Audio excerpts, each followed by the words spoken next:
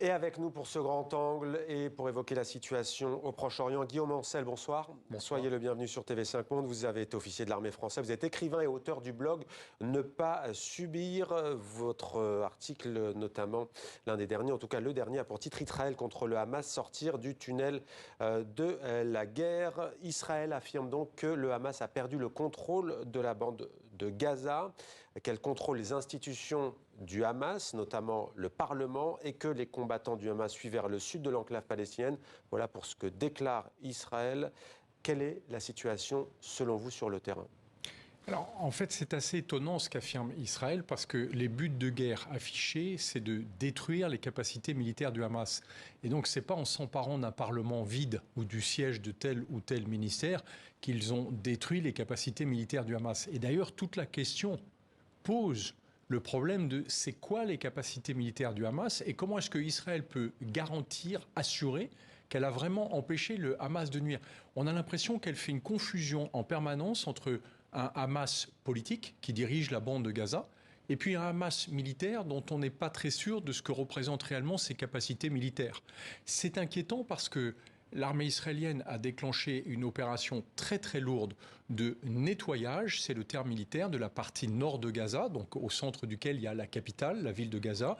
C'est une opération qui est très lourde en termes de dégâts, qui va laisser un champ de ruines. Et si tout ça s'est fait pour s'emparer d'un parlement vide, évidemment, ce serait un petit peu gênant. Vous dites qu'Israël n'a pas d'objectif militaire précis, c'est bien cela ? Les objectifs militaires d'Israël sont particulièrement flous, puisqu'il n'y a pas de capacité militaire du Hamas reconnue. Le Hamas n'a pas d'armée, ça n'est pas le Hezbollah libanais. Il n'y a pas de régiment, il n'y a pas de caserne, et il n'y a pas de grand quartier général. L'armée israélienne, sur ordre du gouvernement Netanyahou, essaie d'expliquer qu'ils vont trouver des infrastructures militaires très importantes et ils dénoncent régulièrement ce réseau de tunnels. Mais un réseau de tunnels, ce sont des passages. Ce qui est important, c'est ce qui est à l'intérieur.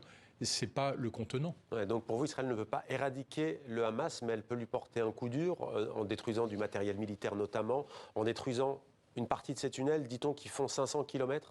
Mais en fait, qu'est-ce que détruit Israël à l'heure actuelle en termes de capacité militaire ? Quelques fusils d'assaut et des munitions, mais ils prolifèrent au Proche-Orient, donc ils seront récupérés dans les semaines qui viennent. Des tunnels, ça se recreuse dès lors que le Hamas n'aura plus, ou plutôt que Israël n'aura plus le contrôle de cette bande. Parce que le gouvernement Netanyahou l'a déjà annoncé, ils n'ont pas vocation à contrôler la bande de Gaza. Donc une fois qu'ils auront nettoyé cette partie nord de la bande de Gaza, que va faire Israël, justement, le gouvernement de de Netanyahou, Guillaume Ancel, pardonnez-moi, a dit qu'Israël allait assurer la sécurité sur la partie nord de Gaza. Mais comment elle peut assurer la sécurité sans contrôler la bande de Gaza ? Donc ça pose question. Est-ce qu'elle attend qu'une coalition internationale ou qu'un organisme comme l'ONU vienne prendre le pilotage de la bande de Gaza ? Ce qui aurait du sens, c'est de dire que le Hamas, bien sûr, ne peut pas reprendre le contrôle de la bande de Gaza. Mais c'était ça, les capacités militaires du Hamas ? Pour moi, les principaux chefs du Hamas sont toujours au Qatar, donc ils ne sont absolument pas perturbés par l'offensive israélienne dans le nord de Gaza. Et surtout, avec le niveau de destruction qui a été mené, il est fort à parier qu'Israël a garanti le Hamas de son recrutement pour les 15 prochaines années. Pourquoi le Hamas a-t-il agi de la sorte, c'est sans précédent, le 7 octobre ? Quel était l'objectif affiché ? Selon le New York Times, qui a interrogé plusieurs responsables du Hamas, la branche politique n'était pas forcément au courant de ce qu'allait faire la branche militaire, même si aujourd'hui elle endosse aussi la responsabilité, elle le dit. Pourquoi ? Alors, d'abord, la dissension présumée entre un Hamas politique et un Hamas militaire, je n'y crois pas 2 secondes. Le Hamas n'est pas un immense organisme et par conséquent, c'est impossible que le Hamas politique, celui qui siège au Qatar notamment, n'ait pas su ce que voulaient faire ses miliciens. L'attaque du 7 octobre a choqué tout le monde, y compris dans les rangs palestiniens. Ce n'était pas une attaque militaire, c'était une attaque bestiale qui a visé à tuer des victimes sans défense. Donc ça n'avait pas de sens au point de vue militaire. C'est pas comme si le Hamas s'en était pris à Tsahal et on aurait dit c'est un combat, c'est une guerre. Là, ils ont détruit, ils ont provoqué, ils ont agressé Israël et c'est ce qu'ils disent au New York Times pour établir un état de guerre avec Israël. Or, ce qui est gênant, c'est qu'aujourd'hui, la politique du gouvernement Netanyahou enferme Israël exactement dans le piège qu'a tendu le Hamas. Mais pour animer, disent-ils, la cause palestinienne dans les médias. Alors, attention, parce que ça leur permet, grâce aux combats qui sont menés contre eux par Israël et l'armée israélienne en particulier, le Hamas a une vraie légitimité politique qu'elle n'avait pas jusque-là. Et du coup, on a l'impression que, tout en voulant l'éradiquer, Israël fait du Hamas l'acteur étatique incontournable de la bande de Gaza et peut-être même des Palestiniens, ce qui était exactement l'inverse de l'objectif affiché par Netanyahou. Alors j'aimerais vous entendre sur un point qui est souvent repris d'ailleurs dans les débats, notamment en France. On a d'un côté Israël, et on l'a vu tout à l'heure dans les images dans la première partie, Israël qui accuse le Hamas d'avoir installé des bases, des QG dans les hôpitaux qui sont bombardés. Et côté les Palestiniens disent, la question à se poser, c'est pourquoi une puissance occupante bombarde des hôpitaux en territoire occupé sous blocus. Qui dit vrai ? Alors, en fait, cette guerre est menée sans limite. Et je dirais quelque part, c'est de la faute du Hamas. Parce que le Hamas, en déclenchant cette attaque, sans aucune limite, sans aucune règle, a poussé Israël à répondre de la même manière. Mais Israël aurait pu dire, moi, je ne joue pas dans ce jeu-là, je respecte un certain nombre de règles. Typiquement sur les hôpitaux sur la bande de Gaza. Le Hamas s'introduit régulièrement à l'intérieur. Et on imagine bien que ce n'est pas les médecins qui vont arriver à virer des miliciens du Hamas. Mais Israël les bombarde. Actuellement, sur l'hôpital Al-Shifa, ils l'entourent, ils l'encerclent, ils l'assiègent avec des chars. Ils vont faire des destructions relativement importantes. Je touche du bois pour qu'ils ne bombardent pas complètement l'hôpital, puisqu'on sait qu'il y a des milliers de réfugiés palestiniens et des blessés à l'intérieur de cet hôpital. Mais du coup, les hôpitaux, comme la population palestinienne, sont en fait les vrais otages de cette guerre entre un Hamas qui est fantomatique et une armée israélienne à qui on a demandé une guerre de colère. Et il y a les tunnels que vous avez déjà évoqués. Depuis la Première Guerre mondiale, ces tunnels reviennent comme un leitmotiv, si je puis dire. On les a vus au Vietnam notamment, aux portes de Saigon notamment, 250 km. Qu'est-ce que ça confère de particulier à ce conflit asymétrique? Est-ce que ça lui confère une dimension? Est-ce qu'on peut dire, d'ailleurs, comment le définir? C'est une guerre urbaine aujourd'hui qui oppose l'armée israélienne et le Hamas? C'est plus qu'une guerre urbaine, parce qu'une guerre urbaine, on y assiste encore en Ukraine, en tout cas autour des agglomérations. Non, cette affaire des tunnels, ça donne un côté souterrain au Hamas, comme si c'était un organisme vicieux qu'on ne pouvait à peine voir. Mais dans la réalité, tous ceux qui ont l'expérience de ces combats contre les tunnels savent que c'est très facile à faire exploser un tunnel, il suffit d'introduire des explosifs à l'intérieur. C'est aussi facile à reconstruire, à recreuser derrière.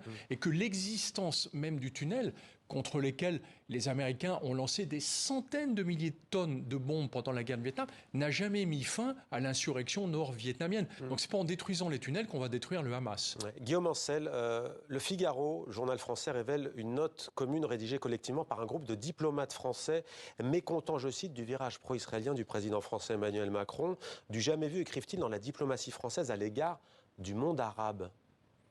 Alors, c'est vrai que la politique en même temps du président Macron énerve, et en particulier les diplomates qui ont besoin d'avoir une ligne cohérente. On se souvient qu'en Ukraine, il avait d'abord expliqué qu'il ne fallait pas humilier le président Poutine avant de prendre fait et cause pour. Là, il a montré un appui total à Israël au début de la crise, et maintenant il demande qu'on cesse les bombardements, notamment des hôpitaux. Vendredi sur la BBC, ce qui a provoqué une réaction de Benjamin Netanyahou, un rétropédalage d'Emmanuel Macron. Mais il faut imaginer aussi que Emmanuel Macron est obligé de trouver des équilibres, ce que ne fait ni Israël ni le Hamas. Le Hamas s'est comporté de manière bestiale, mais Israël se déchaîne de violence sur une zone, la bande de Gaza, sur laquelle il faut rappeler qu'il y a 2,5 millions de Palestiniens qui sont entassés et qui sont enfermés, et que par conséquent, ils ne peuvent pas tirer un coup de feu sans tuer 10 Palestiniens pour atteindre un milicien du Hamas. Donc il y a un problème de retenue. Or, manifestement, les Israéliens ont décidé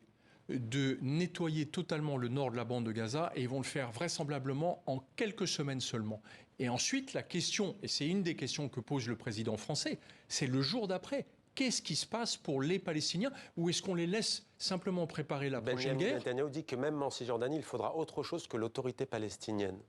Alors, ce qui est très gênant, c'est qu'aujourd'hui, on parle que de la bande de Gaza, mais on se souvient qu'en Cisjordanie, depuis le 7 octobre, il y a déjà 180 Palestiniens qui ont été tués par l'armée israélienne ou les colons dans le cadre de ces événements. Donc la Cisjordanie, c'est aussi un front. La question centrale, c'est l'avenir du peuple palestinien, et c'est ça qui a été laissé de côté pendant 15 ans, pas seulement par Israël, mais par toute la communauté internationale, y compris les pays arabes, mais les pays occidentaux. Et les pays arabes qui se sont réunis ce week-end, pays arabes et pays islamiques, dans une conférence à Riyad, en Arabie Saoudite. Vous l'avez suivi de près? Qu'est-ce qu'il en Oui, ce qui ressort? était très intéressant, c'est qu'on pensait que les pays arabes allaient se liguer pour annoncer des mesures fortes, par exemple des mesures sur le prix du pétrole ou des mesures de sanctions contre certains pays occidentaux ou contre Israël. Or, pas du tout. On voit bien que les pays arabes, en réalité, se sont réunis sur le fait que, bien sûr, il fallait essayer de préserver les Palestiniens, mais personne n'a l'intention de prendre pour autant la responsabilité de l'avenir du peuple palestinien sur lui, et surtout, leur objectif principal, c'est d'empêcher une escalade du conflit, car cela ne profiterait à aucun pays en dehors de l'Iran et de la Russie. Pourquoi les pays arabes s'en tiennent à cette position d'équilibre et plutôt mesurée selon vous, au-delà du fait qu'ils ne veulent pas d'embrasement? C'est parce qu'après, il faudra aussi apporter des garanties vis-à-vis du sort des Palestiniens. On pense à l'Égypte, à la Jordanie. Certains observateurs disent qu'Israël verrait d'un bon œil justement que les Palestiniens partent d'un côté en Jordanie et de l'autre en Égypte. Ce sont beaucoup de pays qui ont l'expérience de la guerre et qui savent que la guerre, c'est une vallée de sang et de larmes. On prend qu'un cas, le Liban. Il y a eu un sondage cette semaine au Liban. 67% des Libanais sont hostiles au fait que le Liban rentre en guerre contre Israël. Pourquoi? Parce qu'ils savent très bien qu'il n'y a aucune issue avec un conflit de ce type, si ce n'est des destructions supplémentaires. Donc les pays arabes sont raisonnables de dire surtout pas d'escalade. Il faut au contraire arriver à apaiser la situation et après, il faudra régler le sort du peuple palestinien, ce qui n'a pas été fait ces dernières décennies. Merci beaucoup Guillaume Ancel. Je rappelle que vous avez été officier de l'armée française et qu'on peut vous lire à travers vos livres. Vous êtes écrivain mais aussi dans votre blog Ne pas subir. Merci à vous.